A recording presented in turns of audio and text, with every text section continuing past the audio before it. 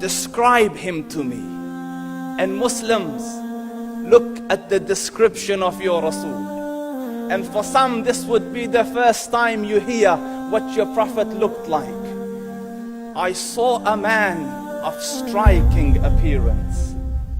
ظاهر الوضاء أبلج الوجه, radiant face, حسن الخلق, beautifully created.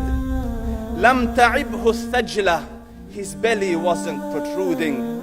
ولم تزر به السعلة, nor was his head disproportionate and small. وسيم قسيم, proportionate and delicate, finely made, a specimen of a creation. في عينيه دعج, in his eyes there was a contrast. The dark was immensely dark, the white was excessively white.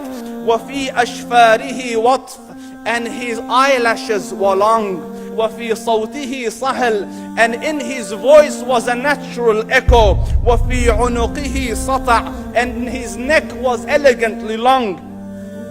وفي لحيته كثاثة, his beard was full and thick. أزج أقرن, his eyebrows were arched, but they were not joined, it was separated. In summit فعليه الوقار, when he was silent, dignity covered him.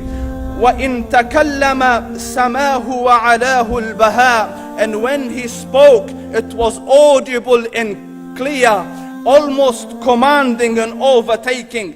أجمل الناس وأبهاهم من بعيد, from afar the most striking and outstanding in appearance. وأحسنهم وأجملهم من قريب, and when he came near, the best of them and the most handsome of them in closeness.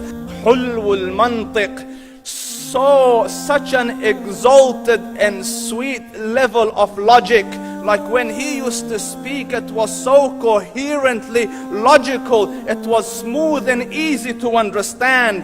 فصل لا نزر ولا هذر, he was to the point, not excessive nor too short. كأن منطقه خرزات نظم يتحدرن, his logic, his utterances, his words were like jewels coming out of a necklace, calculated, polished, one after the other, it would flow magically. ربعة, he was medium in height.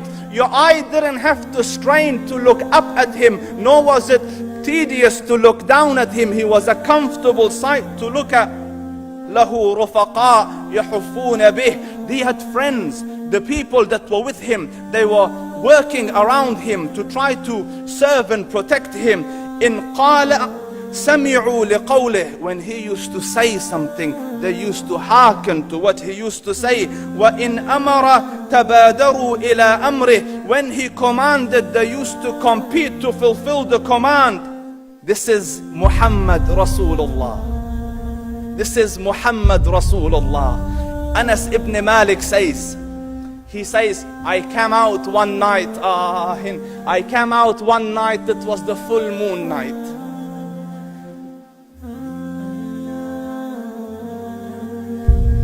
And I looked at the moon, and in the desert, understand, the moon is an awesome sight. It is smooth, it is radiant, it is clear, it is gentle compared to the scorching sun at which they are used to. So the moon was the epitome of beauty. So he says, I came out at a full moon night and I looked at the moon and I saw it beautiful, handsome. So I said, let me go see if the moon is more handsome or my Prophet is more handsome. Let me see if that is more beautiful or the Prophet is more beautiful. So I went and I saw him standing afar.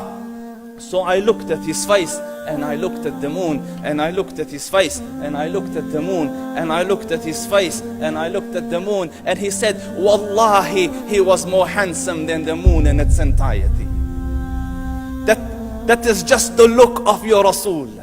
Aisha radiyallahu anha says, I was sewing with the needle, my needle dropped in the dark, I couldn't find it. I said, Ya Rasul, I can't find it. He moved his face close, and I swear, out of the radiance of his face, I found my needle. And the Prophet sallallahu alaihi wasallam was mind-bogglingly handsome, but his handsomeness was covered with waqar and jalal and hayba. The Sahaba say, when we used to sit at his feet, two feelings conflicting would come on the heart. The first one, you wanted to look at him. You wanted to behold the majesty of his face. And when you wanted to look up, shyness used to overtake you, so you used to look down. Amr ibn al-As says, I sat with him many times, but if you ask me to describe his face, I can't describe it.